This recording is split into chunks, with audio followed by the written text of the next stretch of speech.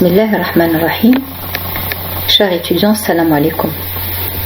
Avant de commencer, permettez-moi de vous souhaiter un très bon ramadan, en espérant que vous allez bien et avec une très bonne santé durant cette période de confinement. Nous allons voir avec vous aujourd'hui la continuité du deuxième chapitre qui s'intitule Les barrages rigides. Ce deuxième chapitre contient 3 grands titres. Nous avons vu les 2 premiers titres et on a entamé et avancé dans le 3e titre.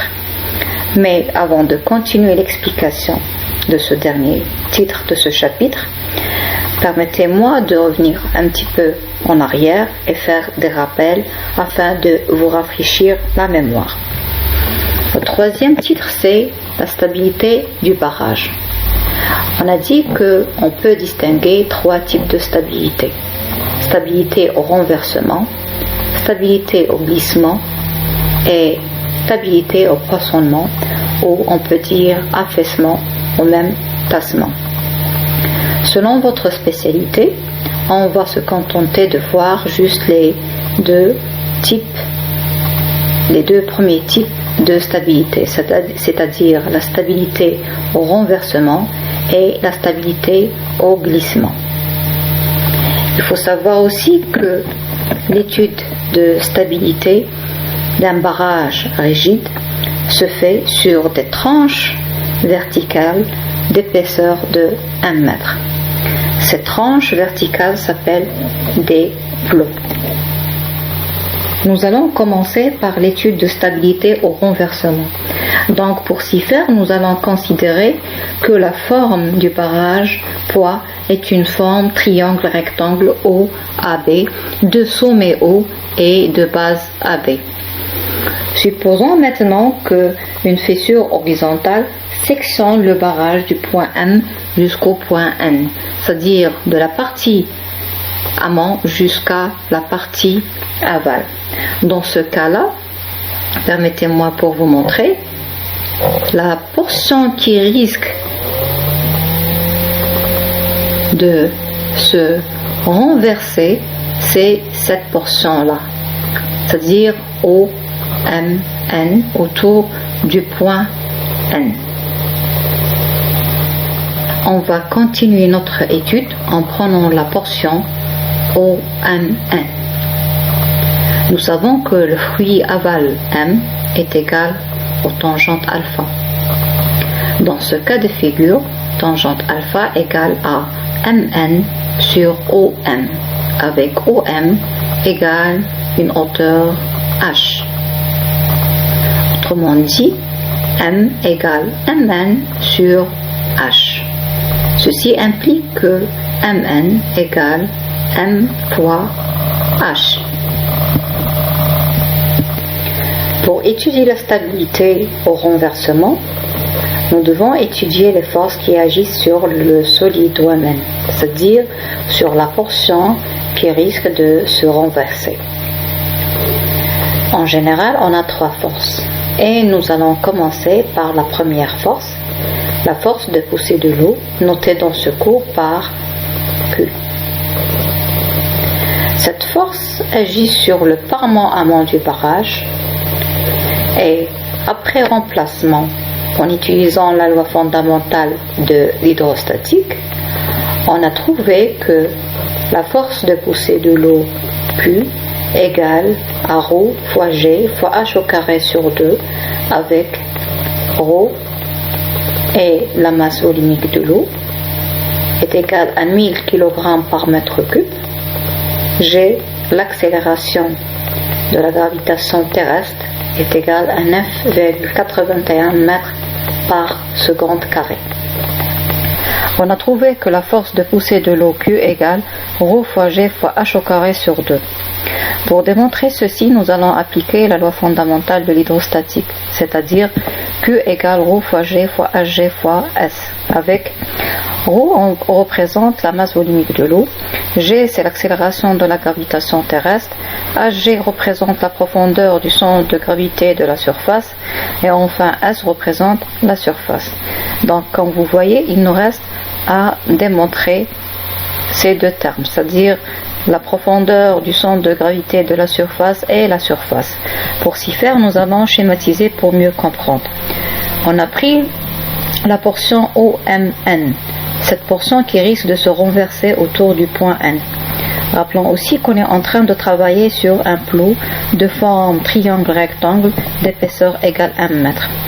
Donc l'eau exerce une force sur cette paroi-là, de cette façon-là.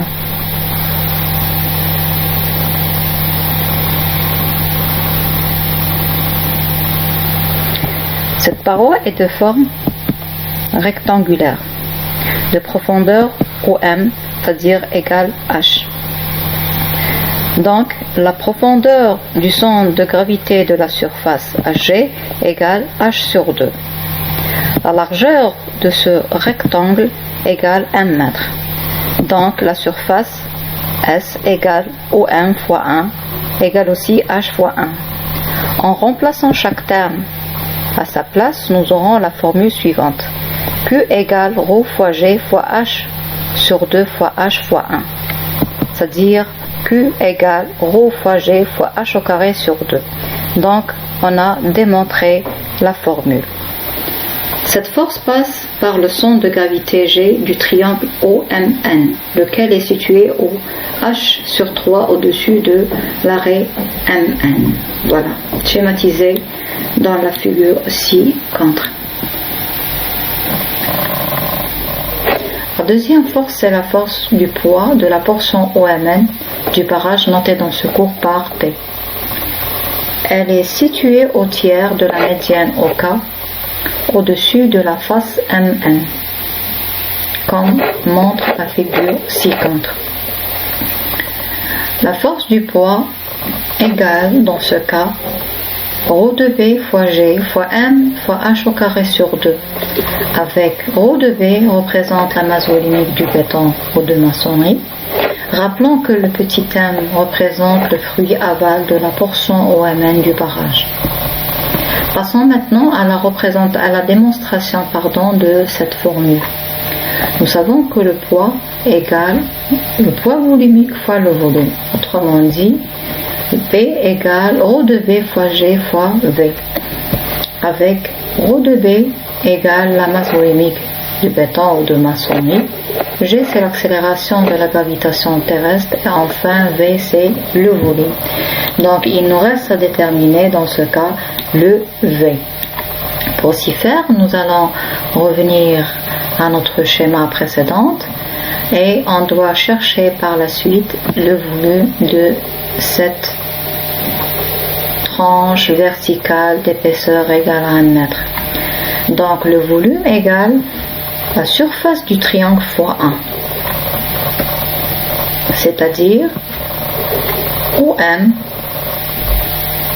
fois MN sur 2 fois 1. En remplaçant OM et MN, on aura le volume égal H fois MH sur 2 fois 1. En remplaçant chaque terme à sa place, donc on aura P égale ρ de B fois G fois H fois MH sur 2 fois 1. Donc, la force du poids de la portion OMN égale ρ de B fois G fois MH au carré sur 2.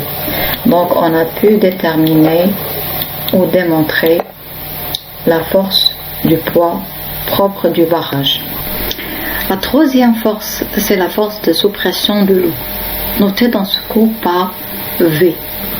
Il faut savoir que l'eau, lorsqu'il s'introduit dans la fissure MN, elle crée des forces élémentaires de sous-pression. Ces forces sont dirigées de bas en haut entre M et N, et dont la loi de répartition est plus ou moins complexe. Pour simplifier, nous allons faire quelques hypothèses de répartition de ces forces de sous-pression, et on va commencer par la première hypothèse. Cette première hypothèse suppose que les forces de sous-pression élémentaires sont uniformément réparties en tout point de MN et décrivent un rectangle MNDC dont la surface égale MH au carré. leur force résultante V égale à ρ fois G fois M H au carré fois 1. 1 représente l'épaisseur du plot. Cette force passe par le milieu de G de Mn et dirigée de bas en haut. Les sous-pressions ont tendance à alléger le barrage et le rend ainsi instable. Le cas de répartition uniforme des sous-pressions est le cas le plus défavorable, c'est-à-dire le cas où on suppose qu'une fissure nette Mn est complètement coupée le barrage de M en N. La deuxième hypothèse suppose que la répartition de ces forces de sous-pression est linéaire. Dans ce cas, les forces de sous-pression décrivent une surface triangulaire égale à mh au carré sur 2. Les forces élémentaires de sous-pression engendrées par l'infiltration des eaux par la fissure Mn suivraient une droite NC, minimale en N et maximale en C. La résultante de ces forces égale à ρ fois G fois mh au carré sur 2 fois 1. Cette résultante passe par le centre de gravité G situé à une distance de 2/3 aval de Mn à partir de N. Il faut savoir que cette force de sous-pression de l'eau pour une répartition linéaire est opposée à la force de propre poids du barrage P. La troisième hypothèse suppose que les sous-pressions sont nulles. Donc il est possible d'éliminer les sous-pressions si on applique un enduit parfaitement étanche sur le parement amont du barrage. Cela empêcherait par conséquence toute pénétration de l'eau dans le barrage. Dans ce cas, V égale 0. Il faut savoir que le mouvement de renversement possible du barrage autour du point N de la face Mn est décrit par les moments des trois forces appliquées par rapport à cette face. Rappelons que le moment égale la force fois le bras de levier. On a vu les trois forces, résumons maintenant leur bras de levier dans un système YOX. Et commençons par le bras de levier de la force de poussée de l'eau qui est égale à 1/3 de H. Pour la force du poids de la portion OMN du barrage, il vaut 2/3 MH. Il vaut aussi 2/3 MH pour les forces de sous-pression linéaire et 1/2 MH pour les forces de sous-pression uniforme. Pour assurer la stabilité au renversement, il faut que le moment total de ces trois forces doit être supérieur ou au moins égal à 0. Algébriquement, ceci équivaut à dire que le moment de la force de la portion du poids de la portion OMN du barrage moins le moment de la force de poussée de l'eau moins le moment de la force des sous-pressions de l'eau doit être supérieur ou égal à 0. On notera cette équation par 1. Donc, on va remplacer chaque moment à sa place afin d'obtenir une valeur. Cette valeur nous assurera par la suite la stabilité au renversement du barrage. Mais avant, on doit chercher la forme de chaque moment afin de la remplacer dans l'équation 1. Et on va commencer par le moment de la force du poids de la portion OMN du barrage. Après remplacement et simplification, on obtiendra M de P égale 1/3 de la masse volumique du béton fois G fois M au carré fois H puissance 3. Pour le moment de la force de poussée de l'eau Q, M de Q égale 1/6 la masse volumique de l'eau fois G fois H puissance 3. Dans le cas de moment de la force des sous-pressions de l'eau, on aura trois possibilités. La première possibilité, c'est le cas où les sous-pressions sont nulles. Dans ce cas, le moment de la force de sous-pression de l'eau, M de V égale 0. Pour une répartition linéaire des sous-pressions, le moment de la force de sous-pression M de V égale 1/3 de la masse volumique de l'eau fois G fois M au carré fois H puissance 3. La troisième proposition, c'est la répartition uniforme des sous-pressions. Dans ce cas, le moment de la force des sous-pressions de l'eau N de V après remplacement égale N' fois la masse volumique de l'eau fois G fois M au carré fois H puissance 3. En récapitulant, en remplaçant dans l'équation 1 et en simplifiant, on aura 3 cas. Le premier cas est le cas de sous-pression nulle. On trouvera H puissance 3 sur 3, M au carré fois la masse volumique du béton moins N' la masse volumique de l'eau supérieure ou égale à 0. Ceci implique que M, le fruit aval, est supérieur ou égal à la racine carrée de la masse volumique de l'eau sur 2 fois la masse volumique du béton. Pour une eau chargée, en prenant l'exemple des eaux de crue, on peut prendre une masse volumique de l'eau égale à 1250 kg par mètre cube et pour une masse volumique du béton égale à 2400 kg par mètre cube. Alors, le fruit aval M est supérieur ou égal à 0,51.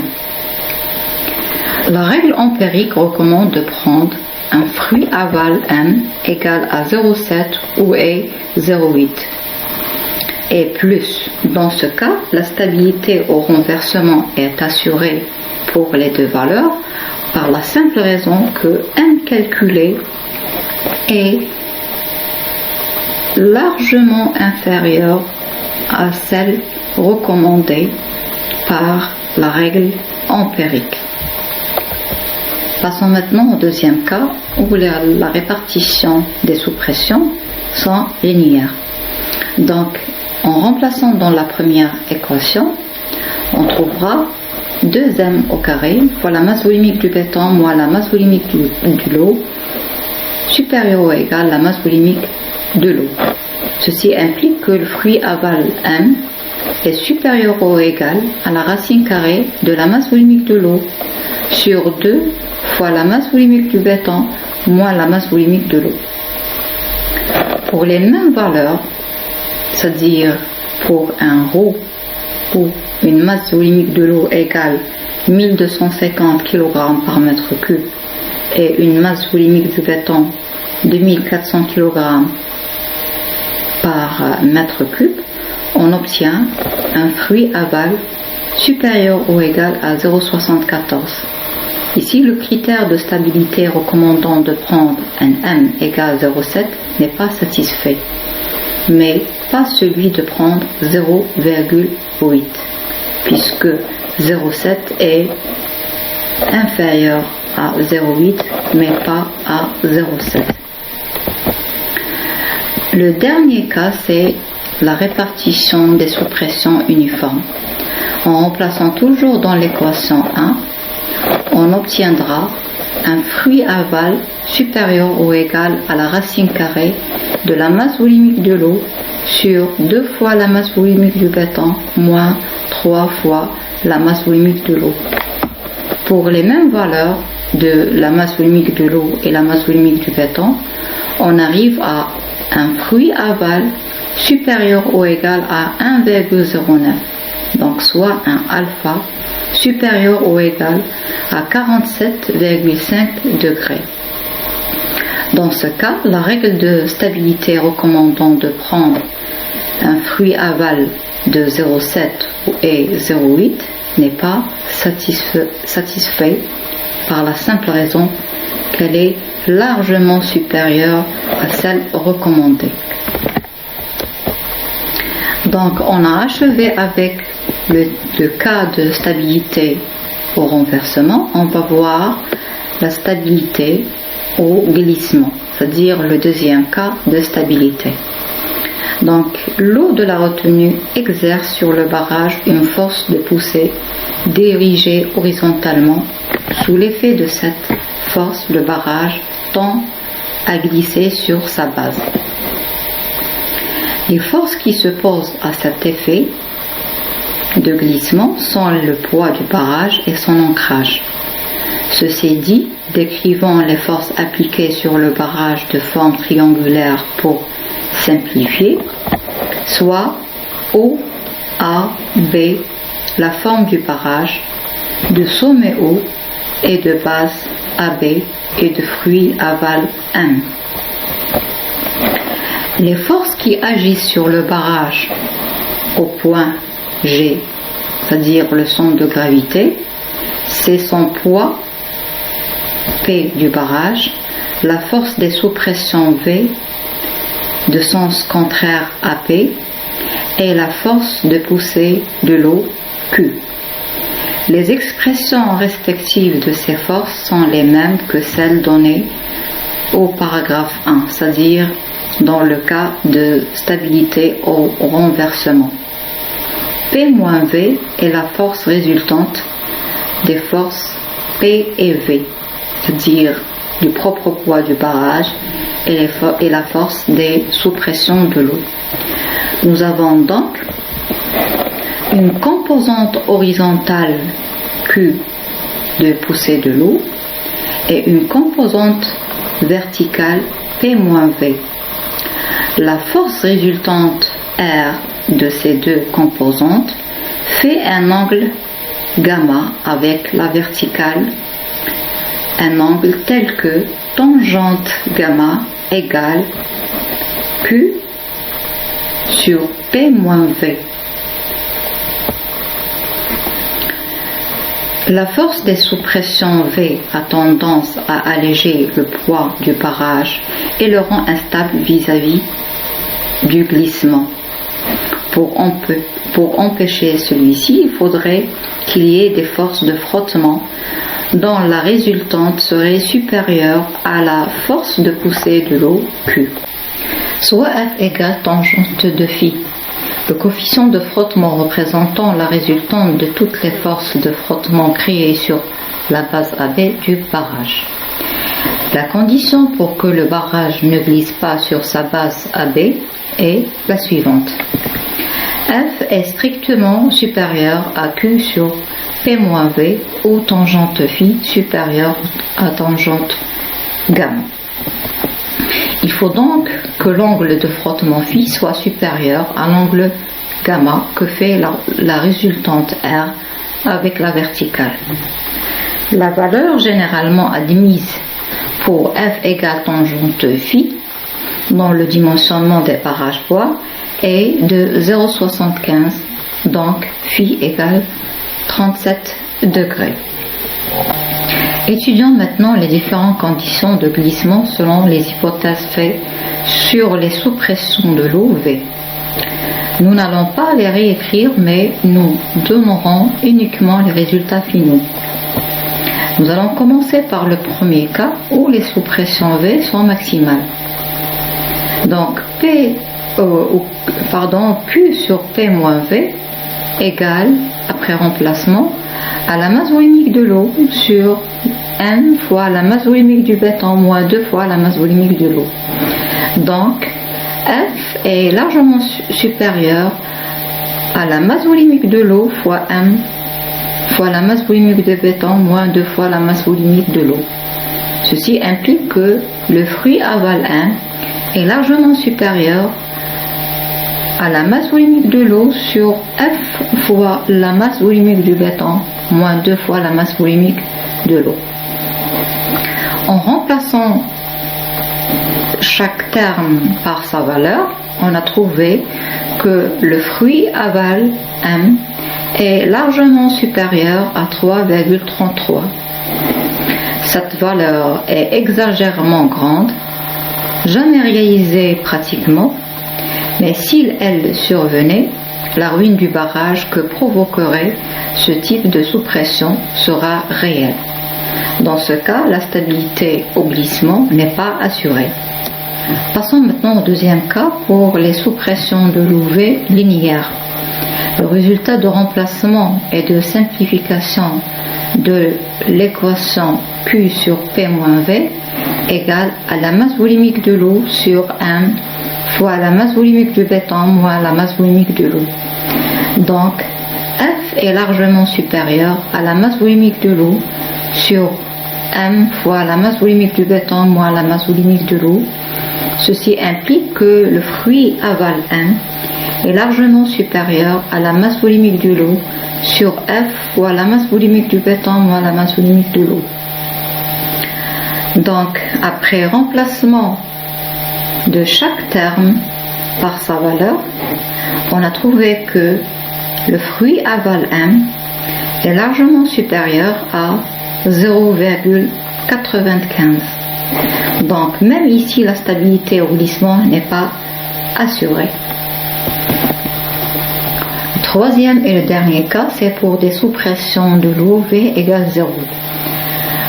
De la même façon, en remplaçant et en simplifiant l'équation Q sur P moins V, on a trouvé égale à la masse volumique de l'eau sur la masse volumique du béton fois M.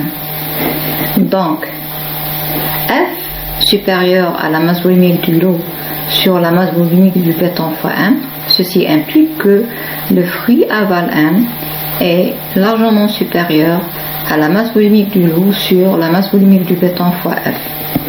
En remplaçant chaque terme par sa valeur, on a trouvé après calcul que le fruit aval M est supérieur à 0,55. Dans ce cas, la stabilité au glissement est assurée. Ce cours est réalisé suite à une recherche bibliographique dont les références bibliographiques sont présentées comme suite. Ainsi, nous avons achevé ce deuxième cours.